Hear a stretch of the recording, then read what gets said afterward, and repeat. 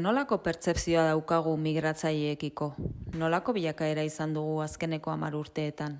Bueno, Ikizpegin egiten dugu urtero inkesta bat, ez dakit ezagutzen duzuen, da barometroa, eta justo hor, neurtzen da, zenolako jarrera eta zenolako pertzepzio ditugun immigrazioarekiko, bai?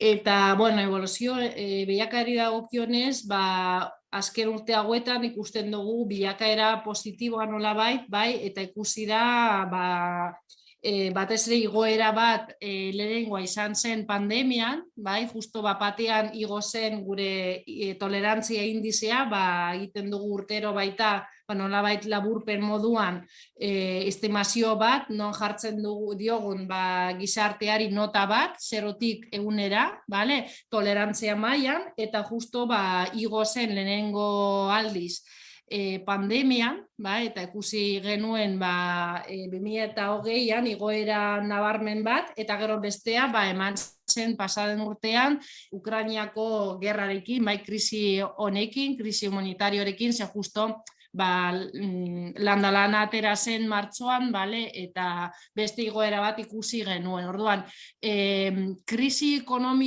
ekonomikotik nolabait bilakaera izan da positiboa azken urte hauetan. Hain zuzen ere 10 urte hauetan. Bai, ni oso bat nator Juliarekin, eta uste dut hor egon litezkela 2 edo 3 kontu, ezta? Bata da, behar bada hasieran immigrazioa gehiago izan zen, holan ez usteko flujo bat, eta, bueno, migrariak etorri ziren, da tolerantzia indize hori, astiro hasten zen, da noizbait bajatu ere egin zen, ezta? Eta gero urteak joan ahala, azken finean, zeuden bere momentuan usteak, eta zeuden sinesmenak immigrazioarekiko nik uste dut kontrastatu egin direla realitatearekin, eta orduan ikusten dana da immigrazioa positiboa dela, eta oroar horrek guzti horrek gehi immigrazioarekin gehiago interaktuatzen da, toki askotan aurkitzen dugu, azken finean guzti honek egin duena da, eritzi gero eta positiboa egon dadila. Eta orduan, kontu bat da, zelako diskurtsoak erabiltzen ditugun erokontasunean, baina gero datuetan eta datu horiek hain luze mantentzen direnean, eta bide beretik zenean, eta goruz doazenean, horrek esan nahi du, azken finean hor badaudela konstante batzuk eta konstante positiboak, eta uste dut horretaz, nolabait, pozik egon behar dugula gizarte modura, ez da. Estereotipo asko ditugu migratzaileekin? Zen motatakoak? Zein da euskaldunek dugun tolerantzia maila?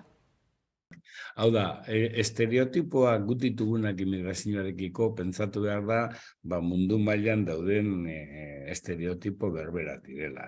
Ez da izaten, nolabait esateko berezitasun bat, Euskal Herrian, konparatuta beste erkidego batzuekin edo beste herrialde batzuekin.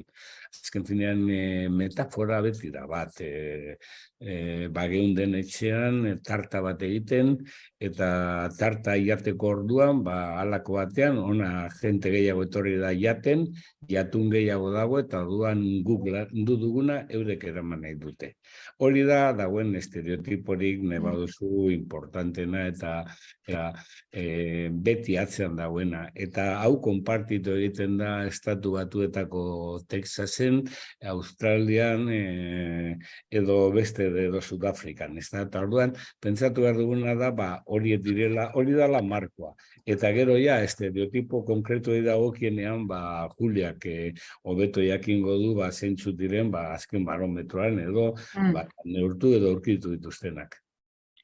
Azkenean, lehen adibidez eta krisi ekonomikoan eta hori aurkitzen genituen estereotipoak ziren batez ere gizarte laguntzekin lotutako estereotipoak, hori etxebizitzei buruzko estereotipoak, langabeziarekin lotutako estereotipoak, baina orain adibidez ja ez daude hain presente, ezta? Azkenean galdu joan ziren haien nolabait indarra gizartean, eta orain lehenengoak izango lirateke kasu honetan matxismoarena edo delinkuentziarekin lotutako estereotipoa, bale?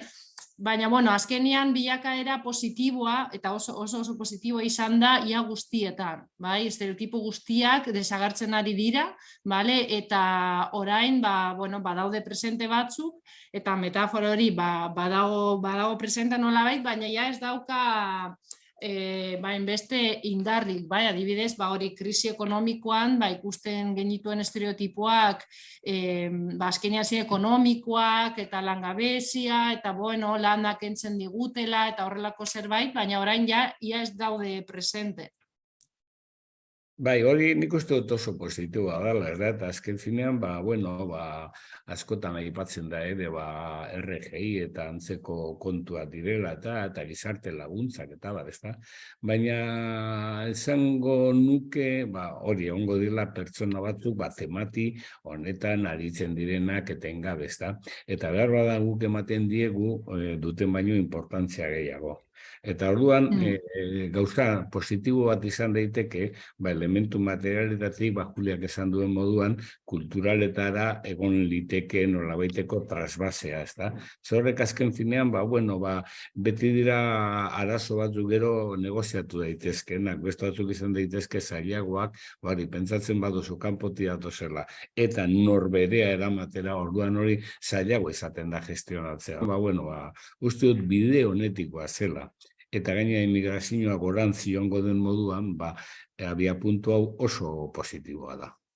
Adibidez, lanak kentzen diguten estereotipoa, adibidez, orain dela 10 urte, ia gizartearen erdiak pentsatzen zuen egia zela. Eta, adibidez, azkenengo barometroan atera zen 5,9 bakarrik, osea, 10 aldiz, aldatu da, orduan, horrek erakusten digu azkenean preokupazioak ere aldatu direla asko. Azken finean egunerokotasunak erakusten du hainbat sektore ezin direla ibili eta ezin dutela funtzionatu immigrazioaren presentziarik gabe. Eta nik uste dut hori dela elementurik importantena, hau da, normaldu egiten dela immigrazioaren presentzia. Eta normaltze horrek, azken finean dakar, harremanen normaltze bat ere. Egongo dira sektore batzuk hori onartzen ez dutenak edo kezka ondiak dituztenak, baina normaltze hori ematen ari da. Estereotipoez ari garela, hitz egin dezagun gazteria eta euskararen arteko harremanaz. Zer aurre iritzi eta estereotipo ari dira oztopatzen euskararen garapena? Nola gainditu dezakegu egoera hori?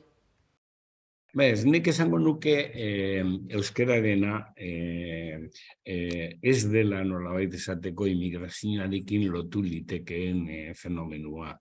Esango dut, immigrazioak egiten duena da, euskarak zituen hainbat arazo intensifikatu, ez da? Hau da, euskarak gune urbanoetan, zailtasun handiagoa ditu, ez badago lango arnaz gune indartzu bat oso zaila da euskarara inkorporatu daitezela, gainera ikusi beharra gehienak datozen gehienak ia 25 urtetik gorakoak direla, dauden eskamutikoak askotan etortzen direla kriston adin saltuarekin eta kriston maila edukatibo ezberdinarekin eta bajuagoarekin, orduan aspektu askotan ezin dute martxa jarri. Pentsatu behar duguna da, euskara biziko duela erresaka bat, immigrazioaren presentzia gero eta nabarmenagoa badago, baina erresaka horrekin bizi beharko duela, ze erresaka horretan zegoen instalatuta ere, ezta. Orduan nik hor planteatuko nituzkena da, hainbat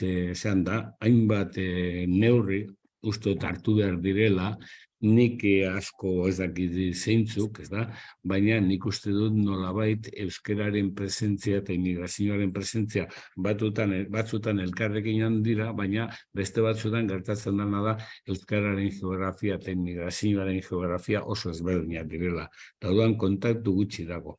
Baina nik uste hori dela etorkizuneko euskal gizartearen eta euskararen gizartearen erronka ikeragarri bat, eta interesgarria, esango dut interesgarria, ze azken finean hor bilatu beharko ditu bide berri batzuk, ze honetarako euskara ez zegoen prestatu, eta ezin ziteken prestatu egon, ez da?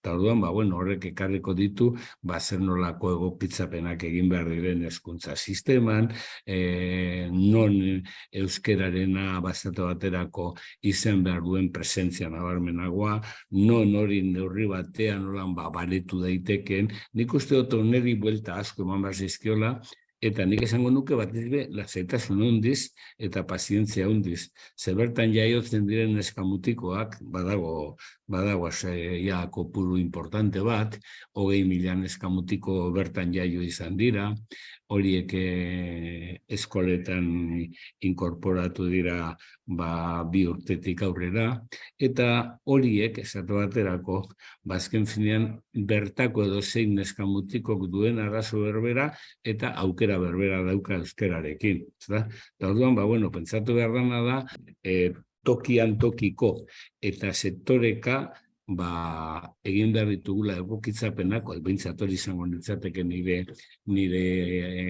ideia, eta egokitzapen horietatik ikusi ia zenbatean asmatzen dugun eta nolabait beti erreflexio permanente batean egon. Barometroan ere galdetzen da horri buruz, ia gizarteak lotzen duen euskararen erabilera migrazioarekin eta inkestak erakusten digun moduan erantzuna da ezetz. Eta, gainera hori da beste konstante bat, eta gizarteak inoiz ez du ikusi emigrazio mehatz bat bezala, zentzu honetan. Eta gero beste datua daukagu, eta EABik da Eusko Jaurlaritzak egindako inkesta bat, esaten duen azkenean emigrazioak nola erabiltzen duen euskara, eta kasu honetan azken datuak esaten du azkenean emigrazioaren 5,9 erabiltzen duela etxean, hori egunerokotasunean daukaten komunikazioan, hau da, komunikatzeko ez bakarrik ezagutzen dutela, baizik eta erabiltzen dutela etxean. Eta naiz eta basua dirudi, azkenean ez da basua, azkenean hartzen baditugu soziolinguistika klusterraren datuak ia nola erabiltzen dugun euskara adibidez hiriburuetan, eta adibidez Bilbon erabiltzen du 3,5, orduan datua egia ez da hain basua, eta kasu honetan, baina ez da preokupazio bat euskal gizartearentzat. Guk orain begirunetik egingo dugu ikerketa bat edo ikerketa burututa dagoen neurri batean, eta bi konturi helduko diogu bat da, zer nolako ongitasun indizea aurkezten duten, ia nola sentitzen diren gure gizartearen barruan. Hori izango da elementu bat. Eta gero beste izango da zer uste duten euskararen inguruan. Orduan, datu horiek badakigu inkesta medituta dagoela, seguruenik gaur goizean hasi dira prozesatzen datuak eta astebete barru edo izango ditugu, baina hori presentatuko ditugu irailean Donostian udako ikastaro batean. Orduan, hori izango dugu, nolabaiteko inkesta bat, interesgarria imigrazioaren ikuspegitik, ezta? Eta nik uste dut, argitasun batzuk emango dituela. Zeguk, esan da, hausnarketak egiterakoan, da nik hausnarketa proposatzerakoan, gero jendeak gura baditua dizala eta ez baditu nahi, hor konpon Mari Anton, ezta? Baina nik uste dut ondo pentsatu behar ditugula irakaskuntza estrategiak eta zenbatean egokitu behar ditugun lehen esan dudan moduan tokian tokiko estrategiak, ezta? Hau da, ez da gauza bera pertsona bat Zumaian jaio edo pertsona berbera Barakaldoen jaio, ezta? Eta hau badirudi oso erreza dela esatea, baina, klaro, zuk ez badukazu kontestu bat non euskararekin interatuatzen duzun, zueldua zara 12 urterekin, eta zure jakintza esango da zuri maila edukatiboa hemengo 10 urtekoena bada, zuk era berean pertsona hori D ereduan sartzen badozu, eta segun zein kontestutan, pentsatu behar dugu jazen batean ez gauden pertsona hori neurri batean porrotera eramaten ari. Izango da hondik horrelako kontuak uste dut ondo pentsatu behar ditugula, azken finean estrategia bada euskalduntze prozesua eraginkorra izatea, seguruenik ezingo ditugu aplikatu genituen eskemak gizarte homogeneo baterako. Azken finean, diversidadea hitz egiten badugu, aniztasunari hainbeste inportantzia ematen badiogu, aniztasuna bada ere neurrien aniztasuna, ez da? Eta bueno, ia horra esmatzen dugu. Baina temporada luze batean errezaka gogorra izango da, eta hori hala izango da, ze esaten denaren arabera, eta niretzat datu hauek oso importanteak dira, beste 30 urtean seguruenik helduko dira 100.000 pertsona berri. Horrelako kopuruetan gaudenean, eszenatoki berriak asmatu behar ditugu, eta eszenatoki horietarako bideratzeko behar ditugu egin hausnarketak eta neurri berriak hartu, edo neurriak eraberritu, edo neurriak innovatu. Nik uste dut hori dela azken finean hemen importantzia.